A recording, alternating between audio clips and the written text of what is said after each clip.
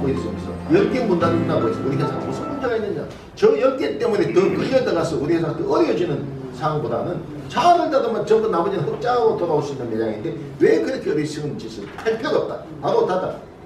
그래서 바로 상황이 좋아지고 그때부터 다시 그 청소한 매장의 장비로 또다시 오픈한 거죠. 또다시 오픈해서 그래서 코로나를 이겨낼 수 있었고 더 많은 매장을 만들 수 있었고 더 우리 회사의 이제 손익 좀 더 좋아졌다. 뭐 이렇게 해서 그 코로나 다행히 잘 넘겨왔습니다. 네. 그리고 저는 그 말씀이 저번에 좋더라고요. 저번에 항상 내 가상했더니 뭐를 좀 일을 좀 저질러보고 하는 스타일이시던데 스타트 퍼펙트. 제가 스타트 퍼스트 퍼펙트 레이트. 저희 사실은 저희들은 저는 그렇습니다. 우리 직원들한테 항상 이야기. 야, 누구 생각해서 될 것 같아? 예, 그럼 시작해. 좀 더 금방. 야, 뭐 학생 돼서 내가 이거 좋은 말만 써야 되겠다. 생각을 하면은 지금은요, 요즘은 격차, 뭐 초스피드, 초가속화. 요즘은 다 초가 많이 들어갑니다. 왜? 뭐 배달도 누가 뭐 오늘 한번 갖다 빨리 가는 거지. 요즘은 이제 큰 것이 살아남는 것이 아니라 빠른 자가 살아남는 시대가 되게 됐어요. 뭐 우리가 공룡도 뭐 덩치 크다 뭐 우리가 살아남는 공룡 멸종할 때 했듯이 이제는 큰 것이 살아남는 것이 아니라 빠른 사람이 살아남는다. 지금은 초가속화 시대다. 그러니까 저는 직원들한테 교육하지만 사람은 생각의 속도가 빨라야 된다. 그리고 이 정보의 속도가 빨라야 된다. 그 다음에 의사결정 속도가 빨라야 된다. 그 다음에 실행의 속도가 빨라야 된다. 이게요. 사람이 생각하고 협력적으로 안 움직이고 생각만 하고 생각이 멈춰져 있으면 그 기업은 성장하지 못합니다. 생각의 속도, 정보의 속도, 그 의사결정을 빨리 해줘야 돼. 그래야 밑에 사람이 일을 할 거 아닙니까? 위에서 의사결정을 안 해주면 밑에서 움직일 수가 없어요. 항상 관리자가 지금 의사결정을 안 해주는 이거 나는 아주 나쁜 관리자고. 의사결정이 빨리 해야 된다. 그 다음에 의사결정을 내려줬으면 빨리 실행에 옮기는 실행의 속도. 그러니까 초가속화 시대, 초스피드 시대에는 우리는 스타트, 퍼스트, 퍼펙트 레이트 시작은 먼저 하고 완성을 나중에 하자. 시작하면서 완성시켜 나가자. 이런 거죠. 그래서 이거 뭐 각 이제 오너들마다 그 경영 방법이고 방향이 있지만 저희 회사는 이렇게 이제 식품이나 이런 걸 하다 보니까 이게 초스피드. 지금 뭐 저는 이런 이야기를 자주 합니다. 우리가요 모든 기업들이 뭐 신도에 10년 초 이야기하면 변화와 개혁, 뭐 변화와 혁신 이런 이야기 많이 하죠. 이게 아날로그 시대에 얼마나 오래된 진보한 이야기입니까? 하지만 이 변화와 혁신이라는 이야기는요 아주 진보한 이야기 같지만 절박한 거죠. 모든 기업들이 그렇게 변하지 않으면 안 되기 때문에 요즘은 얼마나 변화의 속도가 빠릅니까? 그래서 변화할 수밖에 없는 상황이 왔을 때 변화할 것이 아니라 변화할 수밖에 없는 상황이 오기 전에 먼저 변화해야 된다. 변화하지 않으면 지금은 지는 거예요. 자, 우리가 지금 보세요. 월마트가 월마트 전에요. K마트라고 있습니다. 미국에 유명한 유통 K마트. 월마트는 K마트를 이기지 못했어요. K마트가 아주 2002년도 내가 베트남 올 때 미국 K마트가 결국은 주인이 바뀌어서 넘어가게 돼서 존재감이 없어져 버리지만 그 전까지만 해도 월마트보다 K마트가 훨씬 더 큰 미국의 대표적인 유통이었어요. 이 대표적인 K마트가 월마트한테 결국 다 잡혀먹고 지금 월마트는 또 아마존이라는 거대한 또 플랫폼까지 기업한테 또 잡혀먹는 거예요.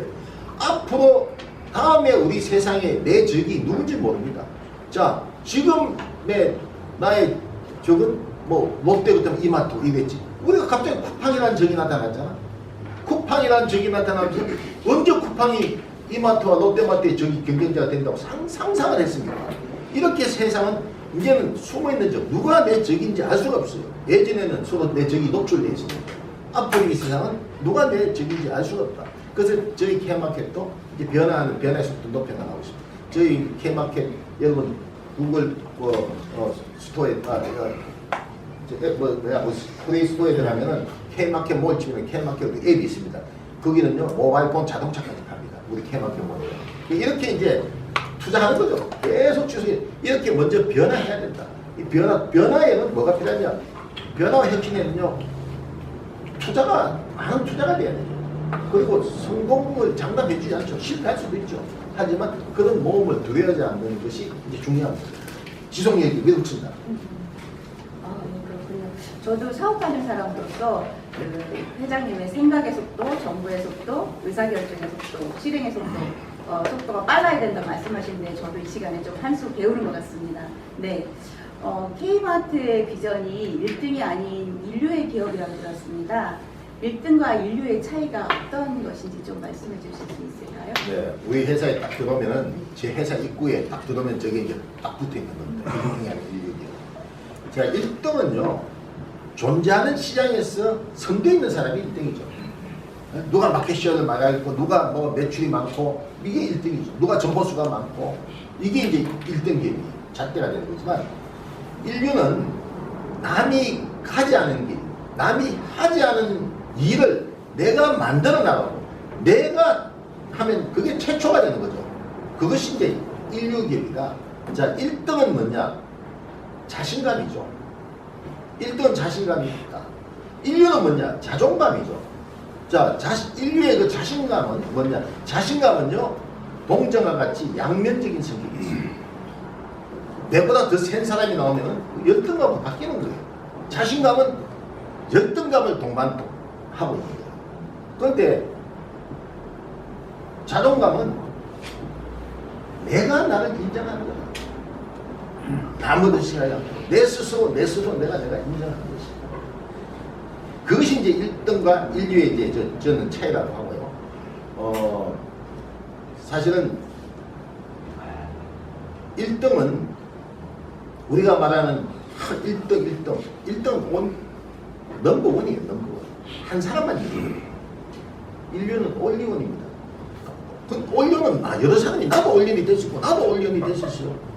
자존감은 내만 가지는 게 아니고 남들도 나는 가질 수가 있는 겁니다. 1등은 넘버원 한 사람밖에 없어.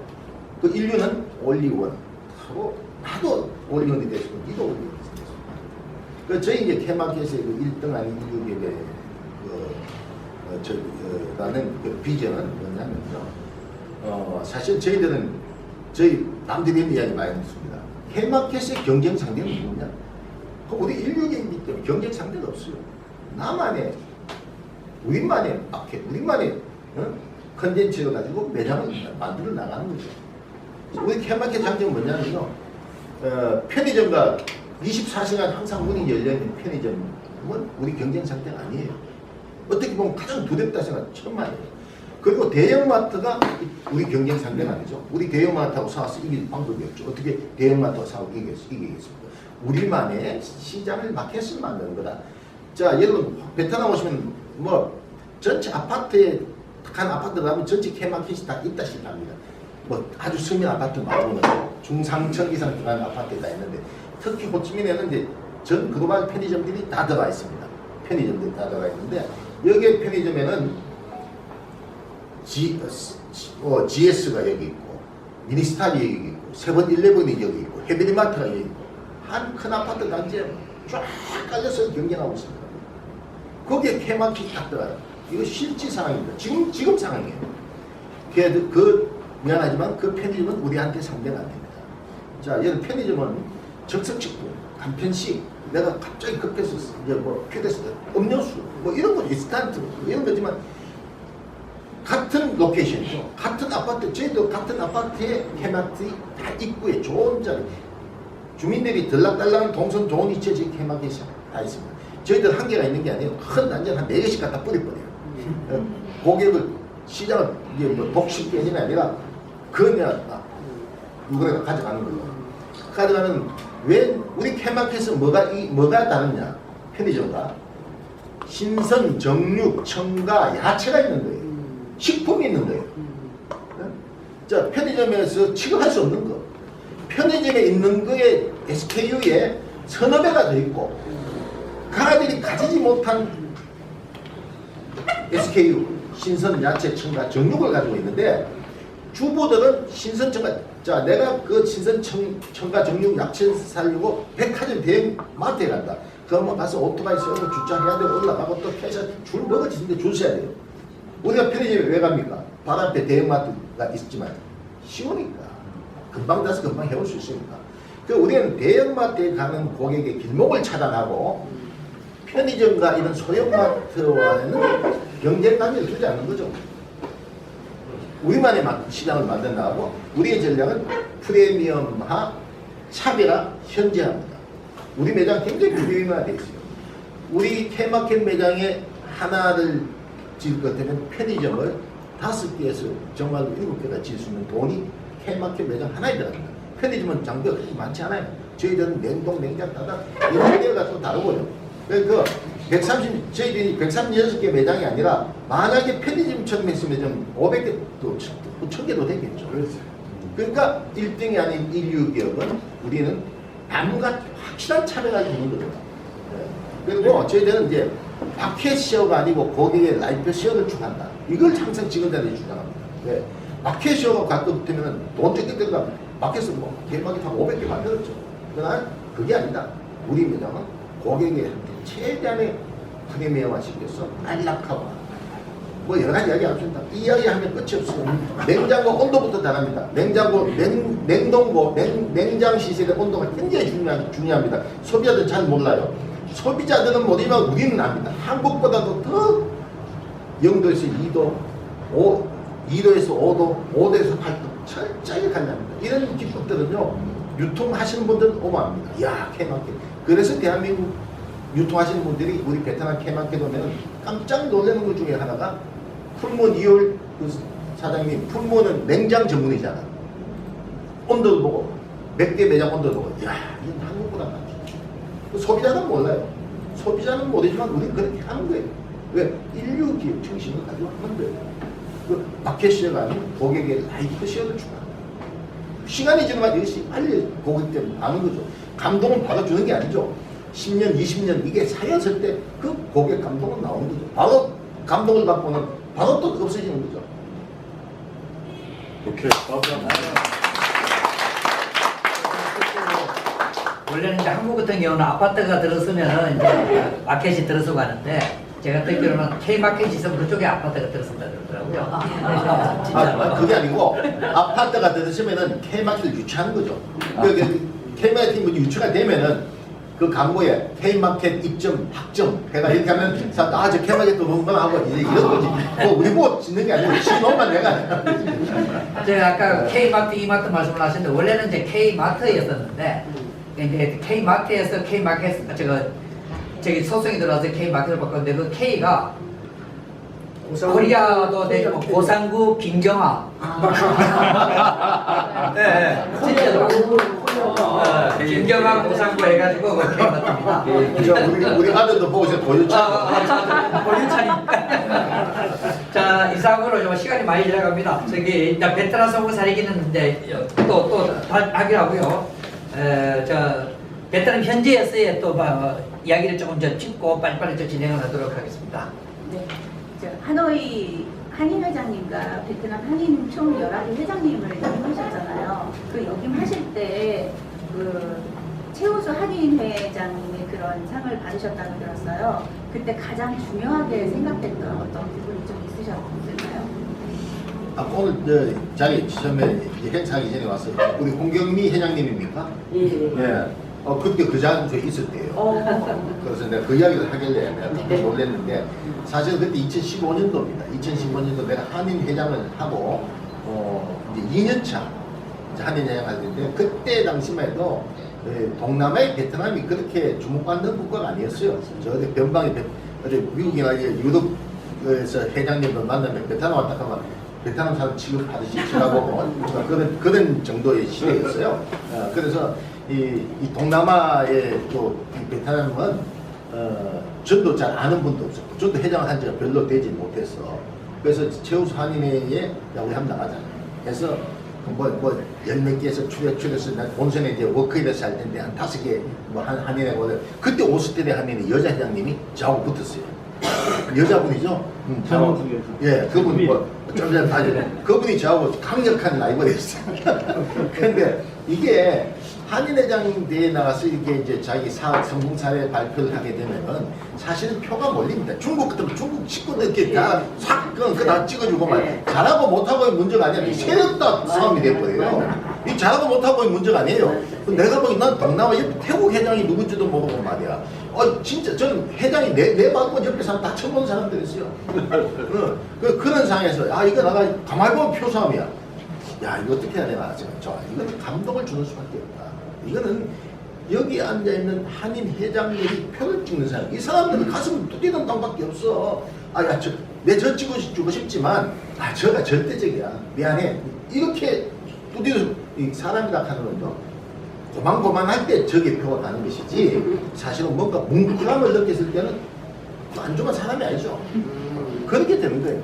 그래서 그때 제가 한인회장한테 저는 그때 뭐했어요? 저는 한인회장을 하면서 내가 했던 공약 100% 다 지켰고 그 이상 했어요. 한 가지도 헛공약을 한 적이 없어요. 문화강좌 지금 한 30개 정도 문화강좌 지금도 하고 있습니다. 이때 문화강좌를 내가 만든 거예요. 그때 우리 한인회가 방이 좀 했대. 이 문화강좌 하려고 하면 이 방이 문화인도 있지만 저도 이제 문화를 좀 해야 되겠다는 생각이 들어서 큰 사무실 옮기니까 뭐 선배들이 말이야 큰 사무실 왜 돈 많이 들고 옮기냐. 선배님, 내가 돈 내겠습니다. 그래서 인테리어하고, 그거 안 맞다, 나잖아. 뭐 조용한 게 제일 좋으니까. 그래서 그 사무실 인테리어에서 딱 내가 그게 하는 거야. 나중에 우리 선배 회장도 와서 강의 듣더구만.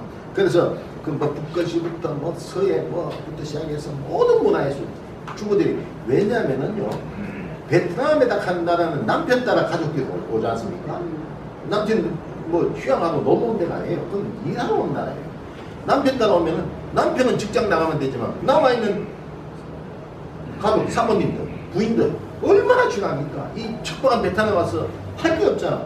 이런 사람들에 대해서 울적 걸려버려요. 그래서 이 사람들은 이렇게 한인의 강좌를 통해서 또 가서 또 소양 교육도 하고 또 이걸 통해 네트워크를 만든다는 거죠. 뭐 종교인들은 괜찮지. 그나마 다행이에요. 뭐 기독교가 있다. 뭐 이렇게 종교인들은 뭐 종교 활동을 하면서 또 네트워크를 만들지만 그렇지도 못한 사람들은 이 문화 강좌가 바로 소통의 장이고 네트워크 자기가 해외 생활을 좀 적응하기 쉬운 장소가 되는 거죠. 네트워크를 만들죠. 이걸 제가 했고 영상과 민원 서비스를 했는데요. 그 당시 베트남 갈락하는 유학생들이면 얼마나 사람들이 많아. 영상과가 개판이에요. 하다못해 순번 뽑는 거 이걸 돈 받아먹고 뒷돈 받아먹고 이놈 새끼들이 경기들이 팔아먹는 10만 동 진짜 팔아먹었어. 그거 50만 원씩 팔아먹는 이런 영상과가 막 그걸 감당하고 못해. 이게 왜냐면 영상과 이게 적는 난이 굉장히 어렵습니다. 적어놓고 영상과 처음 가면 이거 잘못되고 이거 다시 해서 따뜻히 줄 수는 거예요. 이 서류를 저보고 제일 문제는 서류를 사전에 미리 봐주면 되겠다. 그래서 영상과에 한인회가 2명간 베트남 우리 다문화 가족 하나, 우리 한인, 우리 한국 그러니까 이거 다 봐주는 거예요. 이걸 하려고 영상과에서 반대하는 거예요. 왜? 저기 또 한인회가 들어가서 하면 또 나도 시기 걷고 또 뭐 귀찮은 존재거든. 어떻게 보면. 그러니까 총영사, 박노한 총영사 설득이 했어요. 그러니까 고상공은 회장 때 같으면 못하지만 너 혹시 다른 사람 회장들을 계속하다 또 이거는 걱정하지 마라. 그래서 해서 영상과 민원은 뭐가요? 정말 일이 5분 1로 줄어들었어요. 5분 1로. 이거 하면 여기서 다 빠져. 이 비자 받으려고 하면 하노이에서 하이퐁에서 와야 되고 오지에서 학법 하면서 노인네들이 이거 못 씁니다. 자녀들 딸이 한국에 시집갔는데 초청도 내가 갈라고 이거 왔는데 이거 못 쓰는 거예요. 이거. 하도 복잡하게 돼 있어요. 이런 명사과 민원 정보. 또 교민들이 갑자기 사망 사고들이 많이 났어요. 119 긴급 콜센터. 또 생활체육 동호회. 생활체육 동호회가 왜 좋냐면요. 동남해에 나가는 남자들이 이런 동호회 활동을 통해서 건전한 우리 교민 사회를 이뤄 나가야지 잘못하면 카지노가 도박하고 저기하고 이건 다 빠져버려요. 이런 사람 건전한 동호인 활동을 많이 만들어야 돼요. 그래서 동호회는 11개를 만들었어요. 배드민턴에서 나중에 회장님 하면 내가 지금은 뭐 없어졌어요. 제가 끝나고 그건 이제 뭐 잘 안 하던데 그 이제 가서 회장님 3,000불 주고 2,000불 주고 많이 동호회 활동들을 해나가면 지금은 이제 우리 한인 교인사 단단해져가지고 이제 이걸 안 해도 이제 잘 되고 있습니다. 저끼리 잘 하고 있습니다만 이렇게 해서 이런 활동들을 이제 쫙 이제 그래서 PT선 정말 간절하게 하니까 정말 최다표를 받았어. 최고이다. 그 자리에서 적석이에요. 이거는 심사위원 하는 게 아니에요. 한해 회장 나오면서 이 스티커 하나 붙이는 거예요. 그러면 거기서 그 최다표 갖고 했는데 그때 제가 최우수 하노이 한인회가 최우수 한인회가 돼 받은 거죠. 이렇게 했어. 그때 내가 없었어요. 내가 없어가지고 1등했어. 그러니까 회장님, 내가 이제 그걸 알았죠. 회장님이 계셨으면 내가 안 했죠.